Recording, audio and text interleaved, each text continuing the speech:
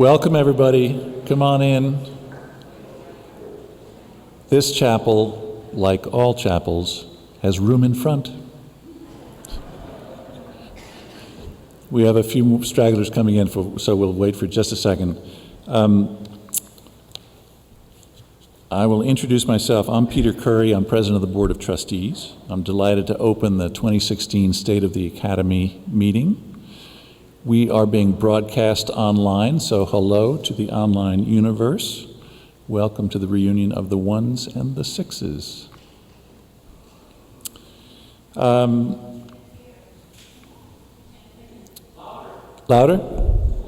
Better? Good. Let me start. I will introduce the team from Andover. You will hear a bit from them, but this meeting is actually more about you and your questions. So you'll be given some instructions on how to facilitate the asking of your questions to John and the team. But let me start by introducing the team from Andover who's here. Joining John Palfrey, John just completed his 4th year as the head of school, are 2 members of the senior administrative team. Linda Carter Griffith recently completed her 1st year in a new role as Assistant Head of School for Equity and Inclusion. And Jenny Elliott, from the class of '94, completed her 1st year as Dean of Students. Both have extensive experience as classroom teachers and a combined 3 decades of service to Andover.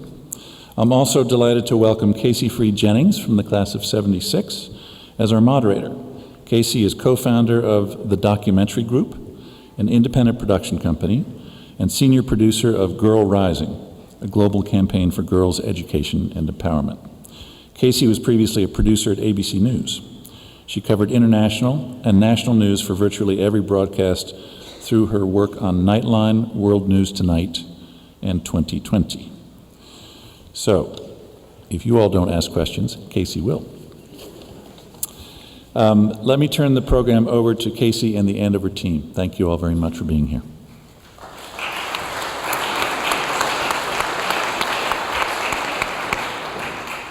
Good afternoon. Is this on? Yes. Good afternoon. I spend most of my time very, very far behind the camera, so bear with me. I'm thrilled to be back here.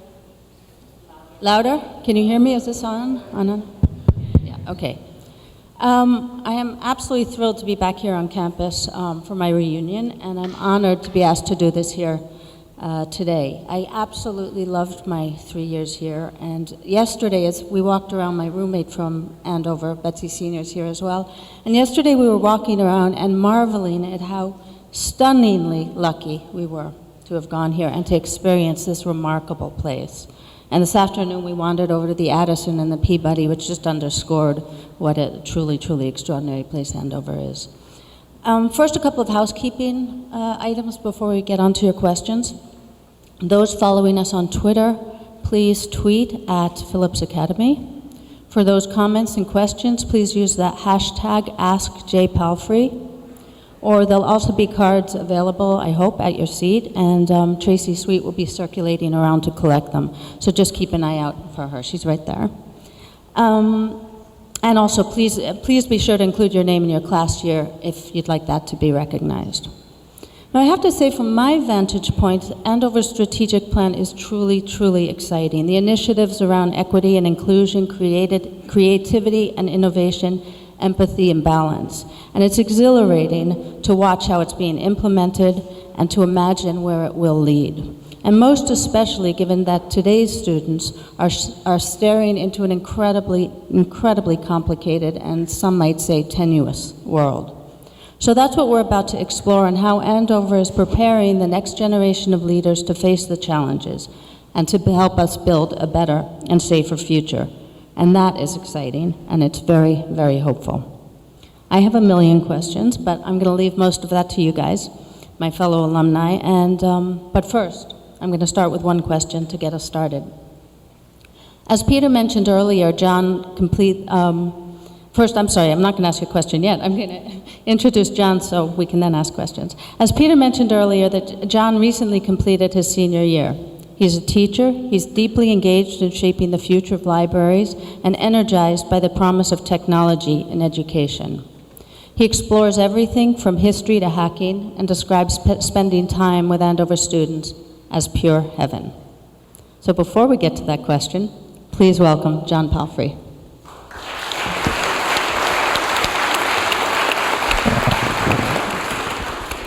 Casey, thank you. Thank you for taking this time with us and for accepting our invitation to moderate today. Linda and Jenny, thank you for joining me on the stage for the State of the Academy. Thank you, Peter Curry. Thank you, Tracy, and others who have worked hard to make this possible. Today's session really is about your questions, so this is your moment to be thinking of them and sharing them with us. But I'm going to begin with just a few minutes of table setting in terms of the state of the Academy from sort of a business perspective.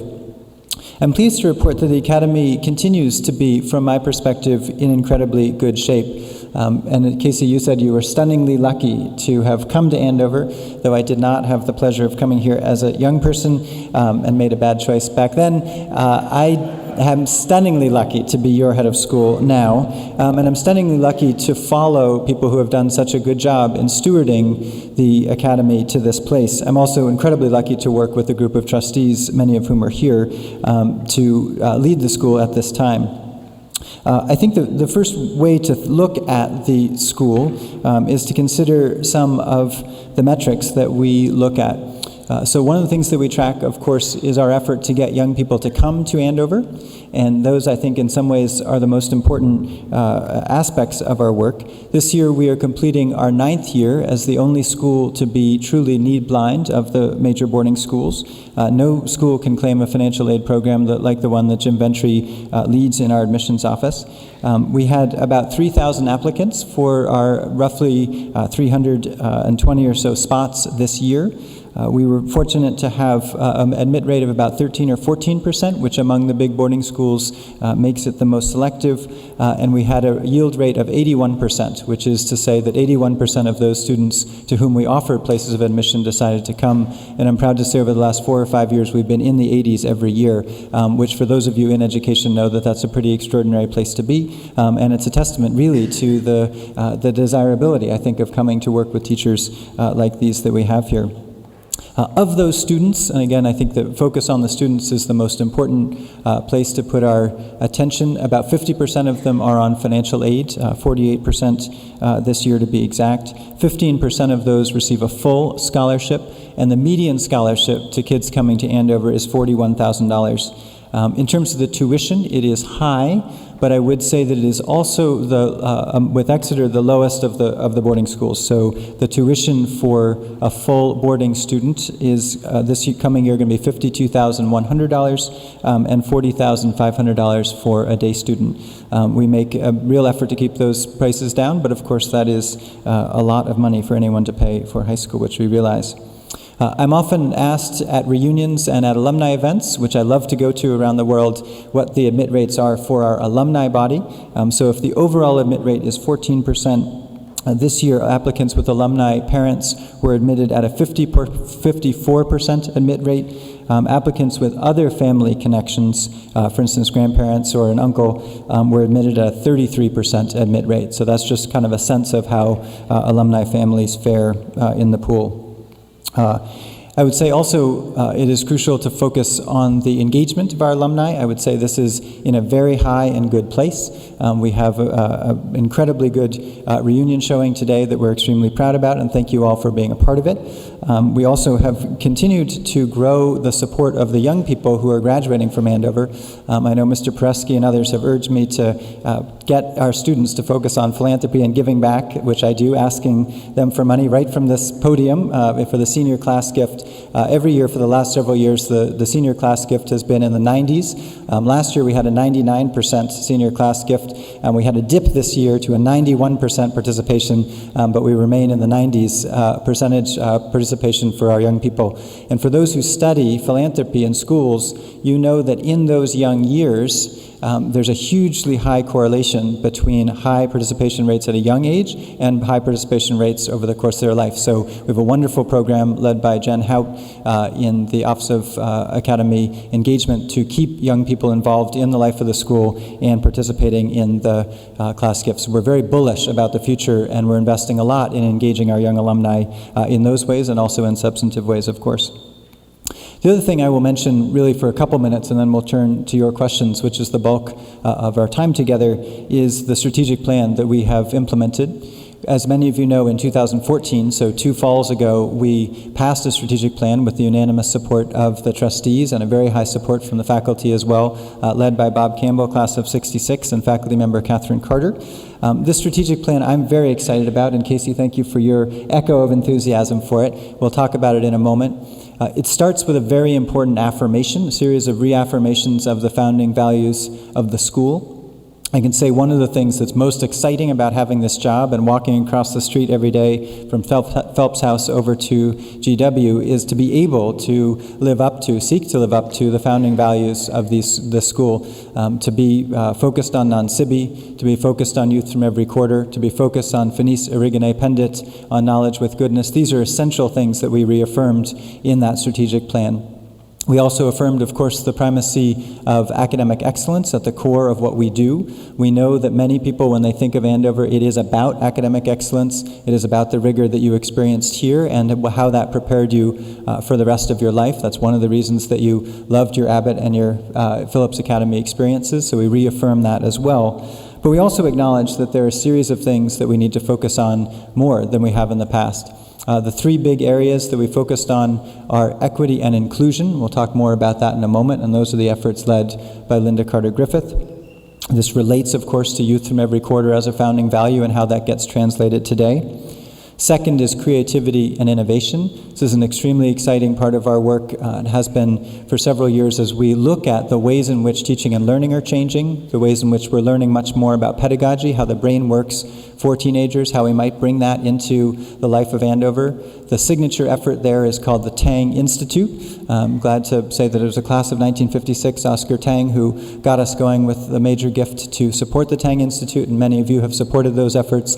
It's bringing a lot of exciting work to Andover, focused on both cognitive and social and emotional aspects of learning, and that is a key part of what we are doing here at Andover. And then last, we call empathy and balance. This is our wellness-related activities. We talked a little about it earlier in the annual meeting of the alumni. It is embodied in a couple of the new buildings that we have been working on, the Rebecca M. Sykes Wellness Center that we just opened across the way, but also the exciting new Snyder Center, which made possible by the Snyder family's big gift, the beginning, I think, of a renaissance, I hope, in rebuilding our athletic facilities and really thinking deeply about how the athletic program, along with other aspects of wellness, will enable our students here to reach even greater heights, both athletically and in many other respects, noting the connection between how they work out and how they eat and sleep, and how that in fact affects the way in which they're able to learn and to practice art and performing arts, and of course athletics as well. So we're very excited about the strategic plan. We look forward to digging into it more in the questions with you. Again, those 3 areas building on the strength that we have here are equity and inclusion, creativity and innovation, and empathy and balance. And last, before I turn it back over to Casey, I want to thank each of you for engaging deeply with Andover. I know how much this experience means to all of you. That's why you're back here in Cochrane Chapel, or if you're watching on the webcast, following along on this Saturday afternoon, or perhaps watching it again from the recording, but thousands of you each year give to the annual fund. Thousands of you support us in other volunteer ways, including the 825 admissions interviews that you gave around the world. These acts of non-SIBI continue to be extremely important to us, and we're enormously grateful for that. So thank you for staying engaged in Andover. I feel very, very good about the state of the school. We face real problems like any other institution, but we also have a wonderful team devoted to addressing them, and we have an extraordinary group of kids coming each year with which to work. So with that, Casey, I'm going to step aside and let you ask questions of us. Thank you so much.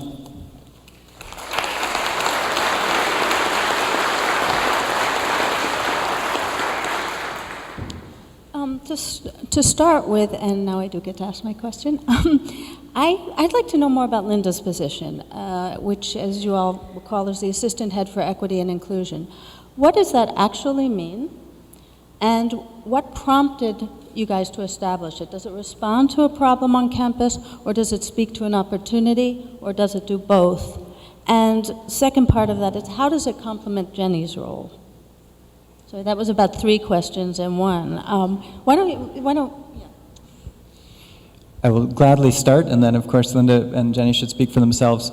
So I created a role last year, which is the one that Linda now occupies, which I'm very excited about, as assistant head of school, focused on equity and inclusion. And there are many reasons for it. One is that having an assistant head of school is a very good idea when you have a head of school, somebody who plays an essential series of roles in our office, and we can talk specifically more about those. Some are when particular matters get appealed from the Dean of Students' office. It's a crucial role the assistant head plays and so forth. So there are a series of kind of official duties. If I travel off campus, the assistant head of school, of course, is responsible for the school at that point. I would say, though, that the equity and inclusion part is a very essential piece, and it relates to the background, I think, that Linda has in the school, and also the important set of values that we have as an institution. One is that Linda is someone who has had an extraordinary involvement in the school over many years as a cluster dean, as a house counselor, as somebody who has been a classroom teacher, as someone who's been a coach. She has done all these things that, frankly, I haven't, and she has been very focused on how to build and support a multicultural community here on campus, most recently in her role as the head of our CAMD office. And I would say that specifically why I think that role that Linda is playing is so crucial is that as we think about our efforts in this area, we're going from a place where we have diversified the group of kids who are here. We have on the order of 46% of our kids are young students of color, and so we have a much more diverse group of students. We also have a much more diverse faculty, and that is an intentional effort. But we're seeking to go from diversity to equity and inclusion, to make that mean something slightly different. If you think about some of the key demographics in the world today, if you were over 70, the cohort that you grew up with was likely to be about a ratio of about 6 to 1 white people to people of color. For those who are 40 and under, it's been about 2 to 1. For students who are growing up in America today, if you are 5 and under, it is likely that you are in a cohort that is 1 to 1 people of color to white students. And thinking about how do we create a community at Andover that is supportive of the skills that students need in such an environment, I think is a crucial part of what we're doing. And it's a real joy to have the chance to work with Linda in this important aspect of our work. Thank you. Good afternoon, everyone. I'm Linda, otherwise known as LCG, and I'm sure if you were on this campus within the last 20 years, you know me as that, LCG. I still teach English, by the way, so you can also find me in Bullfinch. I would like to say that you asked if there were challenges. All of us can turn on the news, the radio, go onto social media. Absolutely, there are challenges. Part of taking on this new role was a recognition that it would call for something called color brave, not avoiding. Often when we talk about equity and inclusion and race and other issues of identity, there's a tendency to shy away from what would be a difficult conversation. Probably if I asked you all right now, raise your hand if you've avoided a conversation about race or sexual orientation or class. I'm sure everyone in this room would raise his or her hand.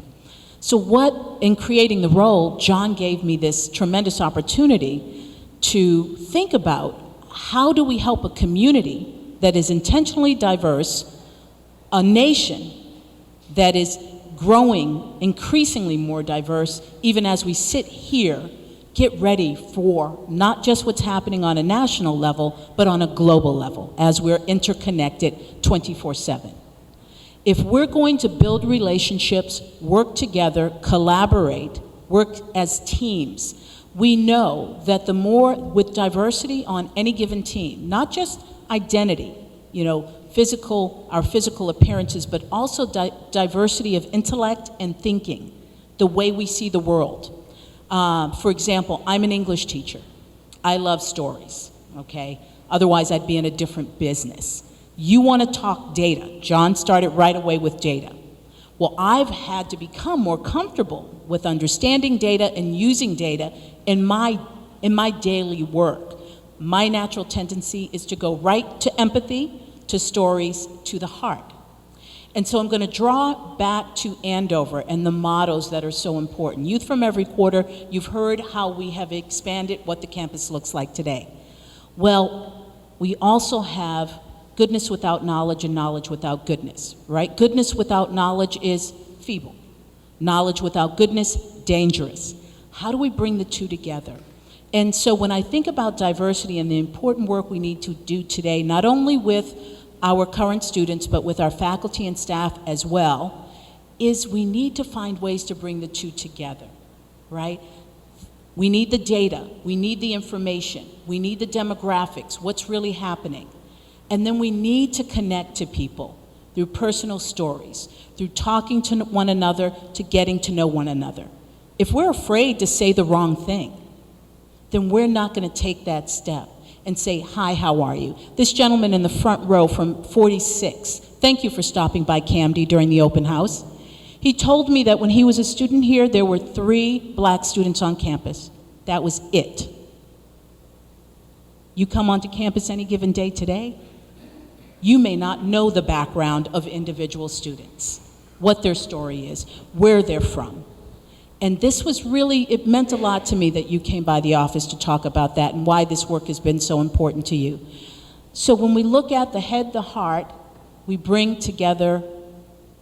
together, and our actions are impacted. And we can change the world, we can change today, a conversation, how we're going to approach a critical problem. And this is why I think John was frankly ahead of his time. We talked about this, and this position was named before all of the unrest you've seen on campuses across the nation. So this was not reactionary, and I don't know how many people are aware of when I actually started in the position, but I think that's important for the alumni body to know. Andover continues to be progressive and forward-thinking as we think about how do we serve youth from every quarter today, how do we create a more inclusive environment that is everyone. I'm going to hand this off to Jenny, but notice I said I started with stories. Stories creates empathy. Wonderful handoff. We cannot do this work together. Hi, welcome back. It's really fun to have you here, and I hope you're having a good time with each other. Have just completed my first year serving as the Dean of Students. I also get to teach in the history department and coach the girls' squash team, and I live on campus with my family. This is my 6th year back at Andover, and it's been great fun to experience and learn how this place has stayed constant and how this place has changed so much since I was here as a student, which seems like a long time ago. And in my role now, I do find that I get to partner with Linda. I get to partner with John, and we are thinking in the Dean of Students office a lot about empathy and balance. And when I reflect on this part of the strategic plan, I think that this is a lot about, if we consider our students to be our users, this is about our user needs. Andover has always attracted really, really talented, ambitious, curious students, hardworking students. And I think what we are finding now is that we have kids who are drawn more and more to that level of challenge, and they thrive on the rigor and the pursuit of excellence. And at the same time, there are costs, and I worry a lot about their levels of stress. I worry a lot about the way they treat themselves and each other in that context. And so our emphasis on empathy and balance speaks to their needs to be good to themselves and to be good to each other. And so it's been quite fun this year to think about concerted efforts, structural efforts, collaborative efforts to promote their wellness, their individual wellness, and our community wellness. And so it is a really fun time to be serving in any way at school right now, but in particular in this role. Can I ask you both and you too, John, just to follow up on that? You touched a little bit on it, but not really specifically, and I'm curious as to whether you're able to be any more specific about the mechanisms with which you do. How do you do this? I mean, it's great to do it, but how? So this year we opened up the Sykes, the Rebecca M. Sykes Wellness Center, and for those of you who ever spent time in Isham, you should go see this wellness center because it is fantastic and it's centrally located, and we have joined together the services from Isham and from Graham House so that on the first floor, the medical team serves our kids there in a whole range of ways, and on the garden level floor, our counseling team meets with students individually, and then we actually have 2 fantastic classroom spaces there.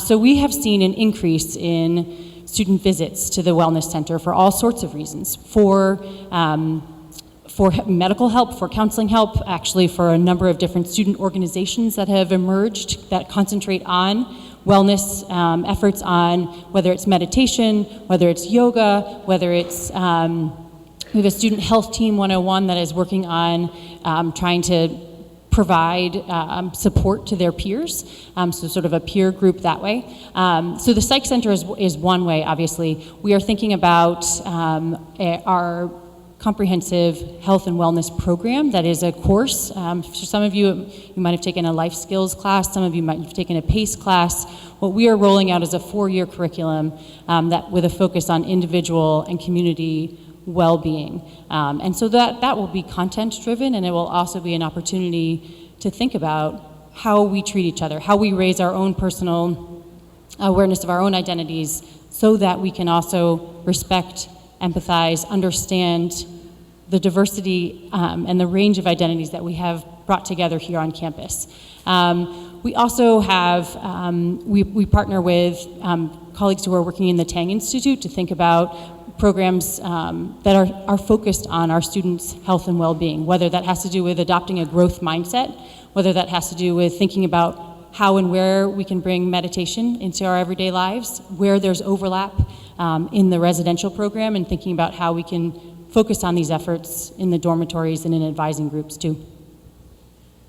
Yes. In fact, right before this, I took a lot of deep breaths because we had a wonderful mindfulness activity with the faculty at the start of the school year as we launched the year thinking about wellness and mindfulness. So we ourselves as adults in the community are modeling a lot of the behavior for students. So when you ask, where is it happening? It's happening everywhere. I do want to add 2 things to complement what Jenny has already spoken of. The Brace Gender Center, which is down on the Abbott campus, we have brought a satellite office to the main campus in Morse Hall. There's one wing of the building that has been devoted to community and multicultural development.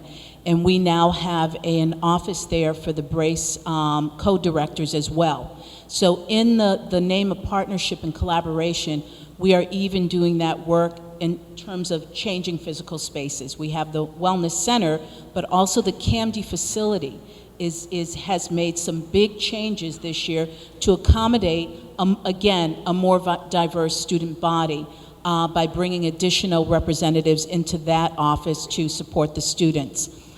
We will be partnering with the Empathy and Balance program, the PACE students, as we develop curriculum. We look at wellness, one aspect of that is understanding ourselves, which is our identity. So we're constantly looking through a lens of equity and inclusion as we create programming. I do want to mention that in the academic classrooms, by expanding our network of faculty, we are also able to offer a variety of courses that will give opportunities for students to look at issues of race, gender, sexual orientation, faith, class in the classroom as well. And the 35 organizations out of the CAMD office, we put on forums for discussions about issues that are pertinent to our student body, and we also go into the dormitories and work with the young students in helping them begin to have conversations about identity. Thank you. We're going to shift gears a little bit. Here's one from the floor. This is for you, John, I think. Tell us about innovative technology-based teaching initiatives that are going on campus. Thank you to whomever asked this question as well. This is a particular area of interest of my own. I came to Andover from Harvard Law School, where I was teaching and working with an emphasis on how to use technology and how technology use is affecting the way in which young people are learning. And so it's been fabulous to have an environment here at Andover, and particularly with the Tang Institute, to have a research and development center where we can actually ask this question, test the propositions, and then where it works, we can expand it, and where it doesn't work, we can stop using it. And that's been a really wonderful activity. I urge all of you to get involved in that program as we get our students and our teachers deeply involved in it. I would say that the hunch that many of you may have that technology can particularly help in some areas and not help so much in others is right. So my sense is that technology is especially helpful in the mathematics area, in computer science, in statistics, in the STEM disciplines of in the science building as well, and in languages. And there are some very specific ways that we are improving the teaching and learning of our practice right here in Morse Hall and Gelb and so forth because of using new technologies in the classroom. When you look at things like dance or art, you look at history. Jenny and I co-teach a class in U.S. history. You look at the things that Linda and others are teaching in Bullfinch, in English. It's a little harder to find the place where technology belongs.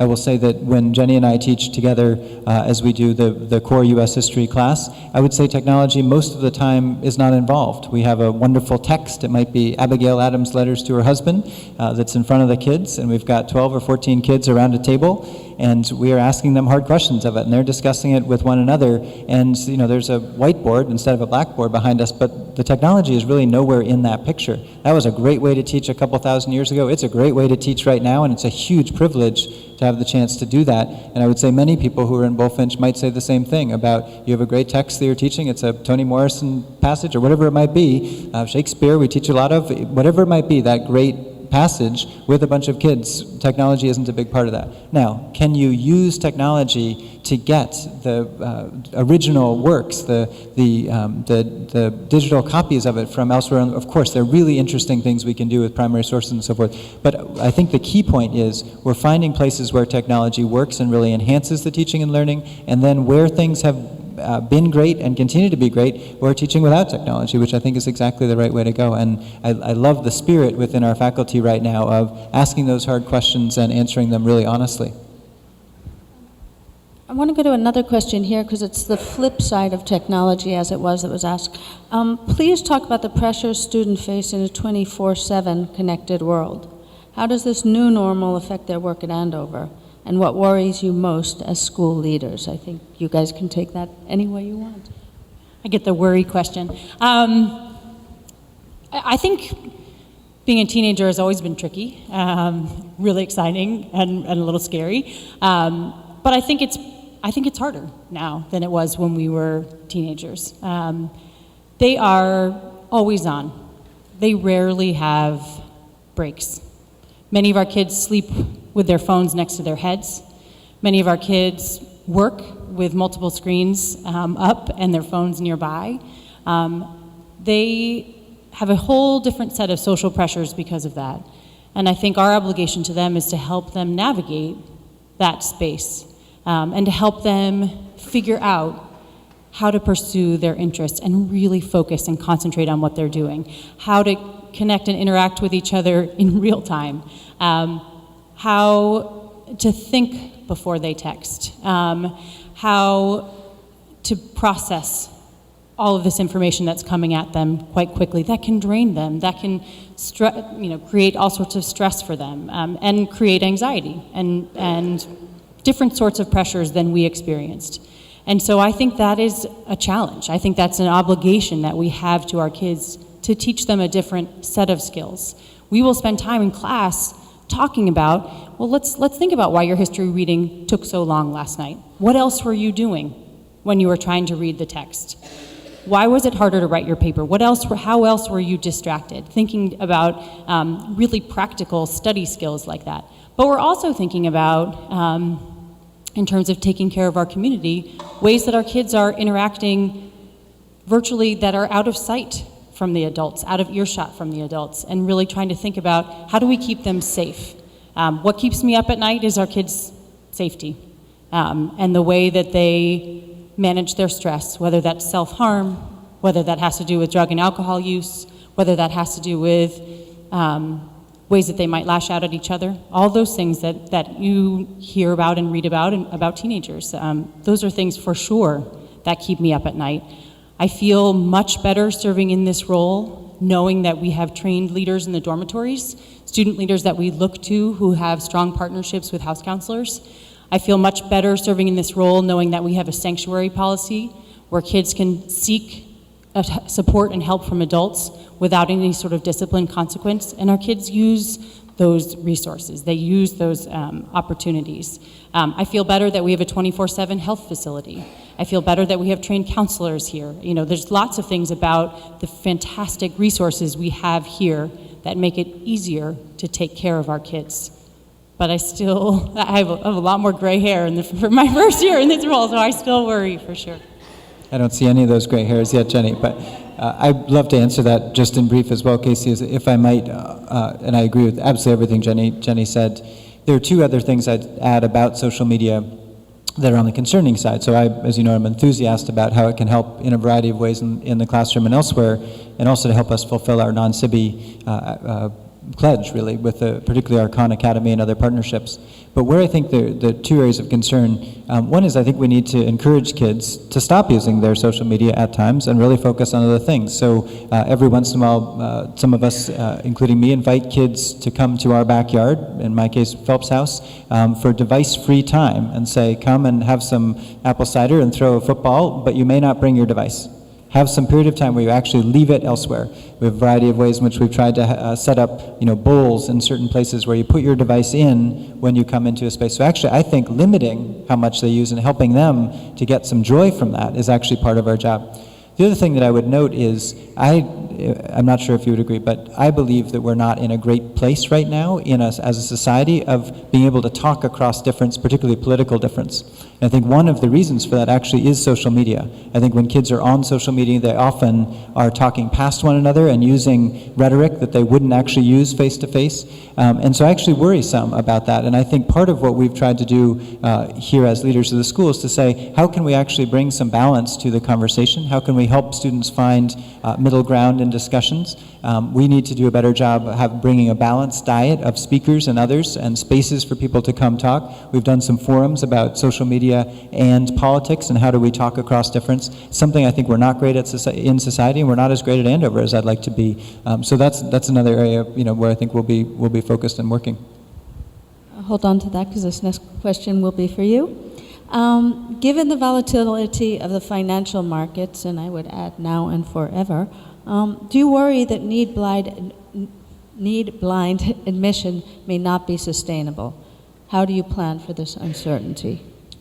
Thank you. It's a great question. So if I had gotten the what keeps you up at night question directly, I would have said I have two hats that I wear really in this job. And I don't know if this is right, but it's how I think about it. One is as the head teacher, and the other as the chief executive officer of a $100 million a year nonprofit. And those, I think, are two distinct but related roles. With the head teacher role, I worry about the same one Jenny does, which is students harming themselves and anxiety and so forth.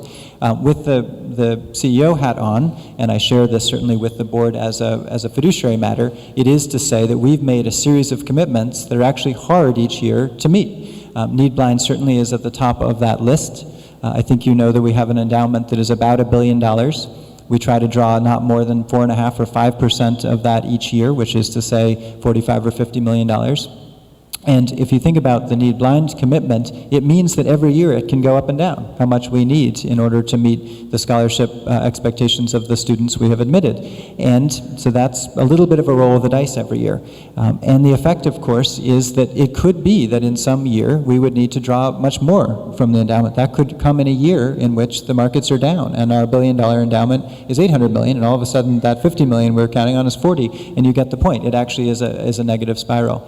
The way in which, of course, we address this is that all of you are very supportive of, particularly of Need Blind admissions and of financial aid. So the amount of financial aid that is endowed is about 60% of the total. So if we need about $20 million a year for our scholarships, we have endowed about 60% the proceeds from the endowment produce about 60% of that, or about $12 million.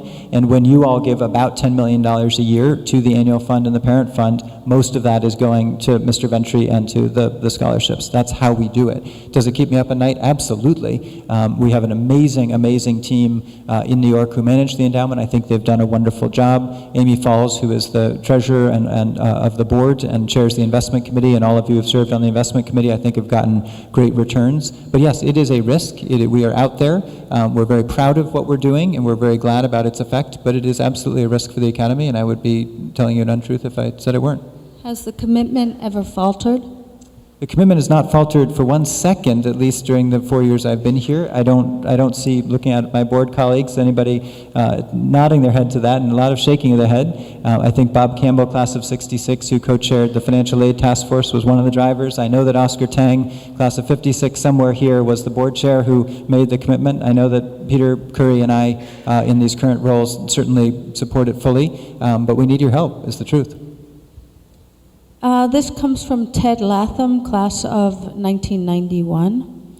Given the realities of today's college admissions process, how do you address the inevitable feeling for many seniors of coming down off the mountaintop that Andover represents, i.e., if they do not matriculate at one of their top choice schools? Ted, that's a wonderful question. Do either of you wish to take a crack at it?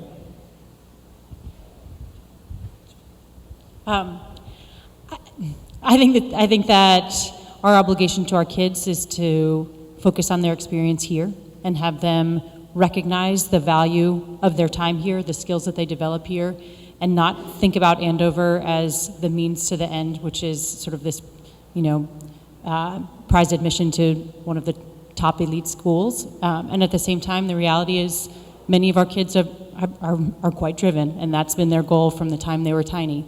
And so I think part of our task and our job is to expose our students and their parents to the enormous range of fantastic universities and colleges that are out there, and to really educate them about all the opportunities that are out there. I think our college counseling team does a tremendous job knowing our kids and thinking about matches that are good for our kids. Truthfully, I think a lot of the work needs to be done with our parents and helping them reimagine and relearn what the landscape looks like now. And I hope that when I'm a parent, I have 4 sons, when they're applying to colleges, I feel that my obligation is to travel with them and find the most fantastic, likely school that they would love to go to, and just hype that school all day long. I think that's my job, is to try to, of course, encourage them to dream big and go for it, but at the same time recognize that there are so many awesome schools out there. And I really think we need to stretch our thinking on that front too. I will simply add that the College Counseling Office has expanded in recent years to be able to spend more, not only more time, but more quality time with each individual student and family. And I don't believe this program probably existed for anyone in the room. We also now bring parents back during a weekend of the upper year for the upper kickoff. So we begin that that process, that awareness early. We partner with the family. That's really critical to know. And we've gone out there with one more piece, and we have actually introduced what we think are really the values Jenny's talking about to the 10th graders. Not so much of let's pad your resume and let's get ready, but who are you? What do you need? What are your passions? What are your interests? So trying to take the focus off of that named school and really expand the thinking overall about what the college process is. We only have a couple of minutes left, and I have about 5 questions of my own, but I'm not going to ask any of them. This is from Sarah Sue Jones via Twitter. Beloved faculty are retiring or leaving for new positions. What is Andover doing to retain talent? Sarah Sue, thank you. We certainly, every year, we lose some amazing faculty. We tend to lose them through retirement. So one of the things I think is we're very fortunate with is faculty tend not to leave Andover for another secondary school job. I actually can't really think of anyone off the top of my head who has. We had 5 extraordinary retiring faculty and 1 faculty and administrator retiring this year. Certainly you may, Sarasu, be thinking of Christopher Walter, who performed earlier today, and one of your mentors in the music department, and others, and that is a sad and bittersweet thing. At the same time, I think we are recruiting extraordinary faculty members to come into those roles, and I think it is a group of people each year that refresh the environment. So I feel very good, actually, about the rate at which those people who are coming here end up staying. That said, there certainly are cases in which we wish to retain people who have other opportunities elsewhere. I would say that the primary place, and maybe LCG you can pick up on this, that we've had some focus has been that there's a period of time, particularly in the late 20s, I think, when people are often single on a boarding school campus. Very often they are people of color in our faculty who decide to leave for other opportunities. That's an area where I think we need to continue to focus and make sure that the community is strong and retains that group of people. Once people tend to have families, they do tend to stay here really for the rest of their careers. So I think Sarasu, if you're focused on a tension point, the place where we lose a few people, it's really in that category. And LCG, this is a big part of your work with Pat Farrell on the retention side. Maybe you could take it up, and I'd be happy to expand on it later with anyone. But I would say that when we talk about community, we have the students and we as well have the faculty and staff. And the school is focused on creating fellowship opportunities and opportunities to connect faculty, but also we have found that professional development opportunities are huge in retaining our colleagues. There are opportunities to create new programs, to work through TANG, to actually be given some relief time from teaching to create, to be innovative, which is absolutely essential. I will say that because we are bringing in such talented folks, there are lots of people out there in the greater world that also would like to have some of them working with them. And so that will be a challenge as we continue to bring in a more diverse group of faculty, and we're doing everything that we can to keep them here. And people seem very happy with the opportunities of growth, which is significant, I think, for any of us in our professional lives. Well, I'm told we have only 1 minute left, which isn't time for anyone's question. I just want to say that I hope everyone feels as enthusiastic as I do about what's happening here at Andover, and that people who care about the school, like I'm sure everyone in this auditorium, in this chapel, does, that it's a very exciting time, and there's a lot to be hugely optimistic about. So thank you all. Thank you both. And thank you all for being here.